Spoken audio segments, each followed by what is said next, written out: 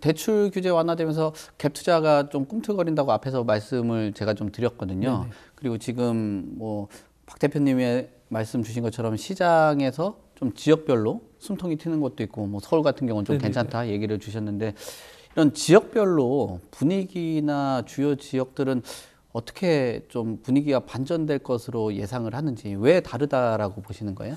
우선은 이제 이런 거죠. 우리가 지역에서 봤을 때 우선 가장 큰 차별이 사실 우리가 거주 여건이었거든요. 무슨 말이냐면 좀 더 쉽게 풀면, 제가 만약에 땅끝 마을, 우리가 해남 표현하잖아요. 네. 땅끝 마을에 제가 땅 부자예요. 땅 부자인데 저도 예전에 강남에 집 한 채 갖고 싶었어요. 그런데 저는 안 된대요. 왜? 당신 거주지가 해남이라 돈 많아도. 근데 장기적으로 저희 마을은 점점 인구 소멸돼 가요. 뭔가 인프라도 작고 병원도 너무 멀어요. 그래서 하나 정도 자식을 쌓고 싶은데 안 된대요, 계속. 근데 이번에 열어줬죠. 이번에 거주 여건 풀어줬거든요. 사실 사람 이동은 힘들지만 돈의 이동은 되게 쉬운 거고, 또 다른 이유는 뭐냐면 DSR 규제는 여전히 살아 있습니다. 네. 살아 있는데 DSR 규제에 영향을 많이 받는 분이 소득이 작은 분이겠죠. 이분들 돈은 더 소중하죠. 또 대출도 더 소중해요.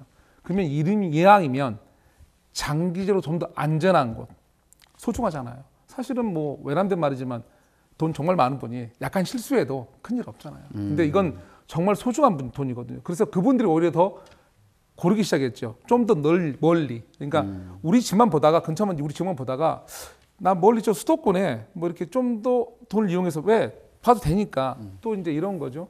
빌라 같은 경우 예전에는 우리 갭 투자에서 가장 심했던 게 빌라였어요. 지금은 이 빌라에 대한 안티 어떤 이 느낌이 무섭죠. 안티가 맞거든요. 왜? 두려움이 크니까. 네. 왜? 보호도 쉽지도 않고. 그런 입장에서 보면 이제 그걸 배제하고 풍선 효과처럼 그쪽에 할려있던 사람이 이 아파트촌 중에서 뭐 예를 들면 뭐 화성의 병점 이런데 네. 실수요층이 되게 많은데 작은 아파트인데 갭 차이가 되게 작은 것들이거든요. 빌라 아니거든요. 그런 지역은 당연히 움직여볼 만하죠. 여기 말 나올 수밖에 없고. 그다음에 이제 예를 들면 평택 같은 지역, 수도권에서 장기적 자비 삼성이 있으니까 이런 구도심, 평택 구도심을 얘기하는 거고요.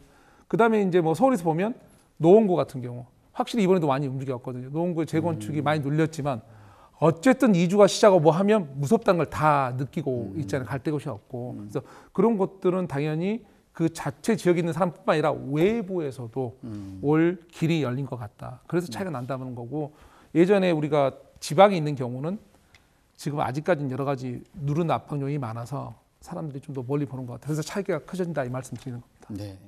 그리고 확실히 박 대표님께서 뭐 실무도 좀 접근을 하시고, 또 얼마 전에 얘기 들어보니까 1박 2일로 또 이제 세미나도 또 하셨다고 얘기 들어서 좀 뭔가 생동감이 있는 그런 느낌인 것 같아요. 어떻습니까? 지금 뭐 기자님이 봤을 때도 조금 분위기가 꿈틀거리는 것 같은 뭐 느낌이에요?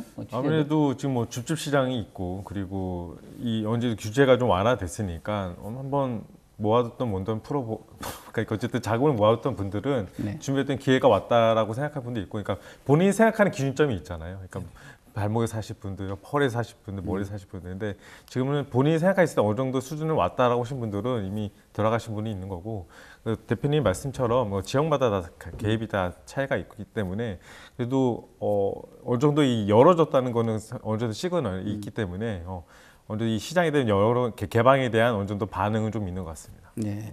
지금 저는 딱 와닿았던 게, 사람은 움직이기 어려운데 돈은 움직이기 좀 쉽다라고 얘기를 해주셨잖아요. 오늘 명언인데.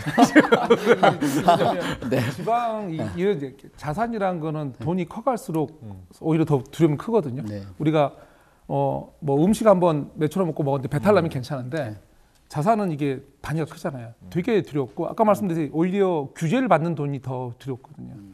그런데 예전에는 아까 말씀드린, 어떻게 보면 이상한 얘기지만 차별인 거거든요. 내가 돈인데 왜 난 저기 집을 못 사지? 이랬는데 우리 지역에 장기적으로 누가 좋은 소리 하는 사람이 하나도 없는 거죠. 또는 광역시 일부, 뭐 대구 같은 경우 예를 들면 여기저기 돌아다니면 나쁜 소리밖에 안 들려요. 여기 미분양, 저기 미분양, 뭐 여기 공실, 저기 공실. 근데 그 사람 입장에서 자본이 있잖아요. 장기적으로 뭔가 안전하게 넣고 싶다 하는데, 그게 보다 보면 멀리 갈 수 있는데, 예전에는 그 직접 가야 되잖아요. 거죠. 근데 이제는 가도 되니까 보는 거죠. 그런다고 해서 강남에 엄청난 걸 사겠다, 이건 또 아니에요. 이건 아니고 거기서 좀 고르다 보았는데 보니까 이제 그런 좀 갭이 작아 보이는 것들, 실수요 물건이나 또는 이제 또 비규제적이 했을 때 주택임대사업자도 이제는 60%까지 대출 되거든요. 네. 서울 중심으로 빠지긴 하면 그러니까 그런 것들 노릴 분들이 많이 나올 수밖에 없죠. 현지 상황은.